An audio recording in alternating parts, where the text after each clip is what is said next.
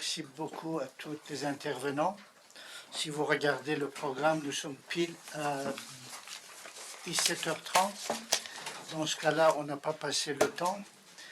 Et si vous avez des questions, vous pouvez poser. Avant des questions, M. Schmiss, il a, dans son intervention, il a signalé comme quoi son épouse elle est là, il pourrait intervenir pour quelques minutes, 2 minutes.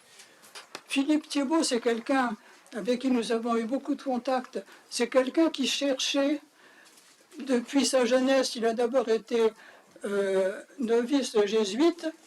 Bon, il a renoncé à cette carrière, mais il a ensuite rencontré la secte Moon, enfin la secte de l'unification.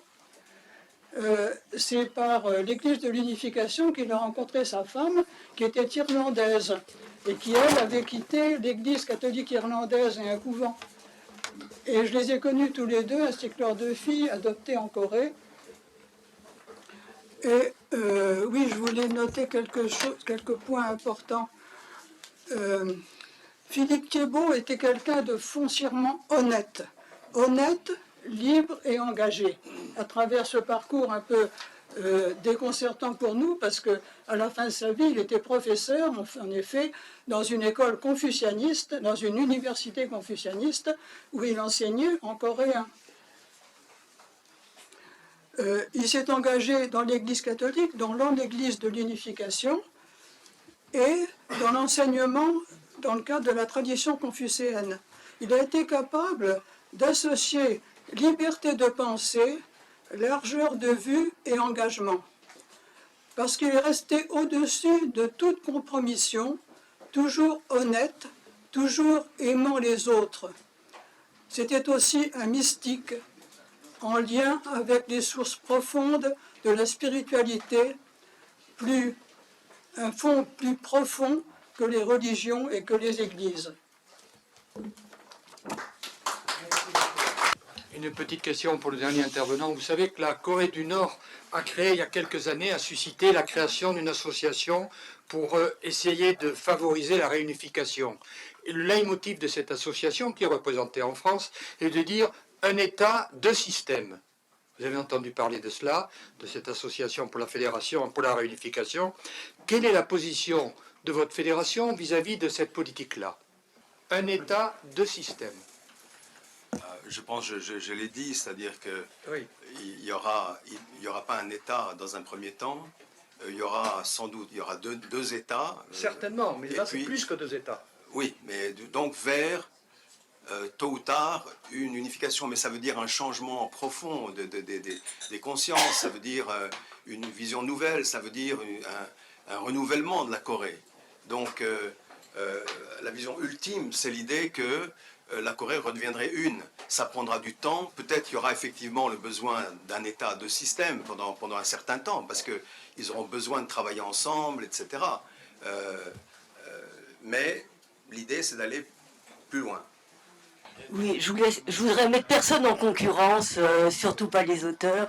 Je voudrais simplement dire à l'intention de ceux qui s'intéressent à la dissuasion, rappeler l'ouvrage du professeur Jean-Paul Charnay sur dissuasion et culture, qui est fondamental sur la compréhension de la dissuasion, non pas seulement au sens politique ou stratégique du terme, mais au sens général.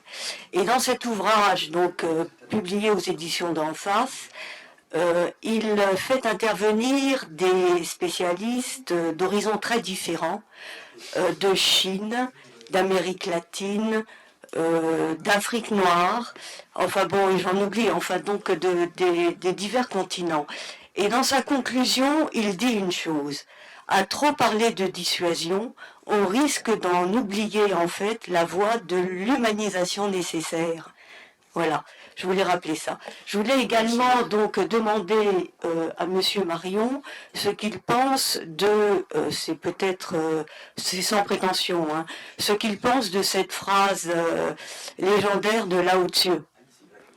À trop faire frire le petit poisson, on ne peut pas gouverner comme ça.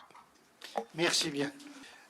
J'ai eu la chance de visiter la Corée à plusieurs reprises et à chaque fois, j'arrive le soir, la nuit.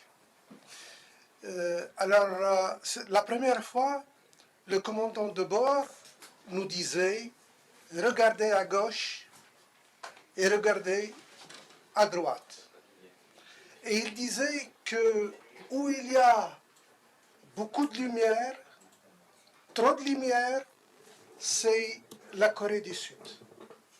Et où il fait vraiment nuit, c'est la Corée du Nord. Autrement dit, il y a vraiment un développement à refaire ou à faire. Peut-être l'unification aura la chance d'avoir lieu si les deux États essayent de coopérer pour le développement, surtout le développement humain. Je vous remercie. Je vous remercie de votre présence et en espérant des intervenants qui pourront nous communiquer leurs articles dès que possible, qu'on va publier sur notre site, et après on va publier un numéro spécial sur la Corée. Merci beaucoup et à bientôt. Merci.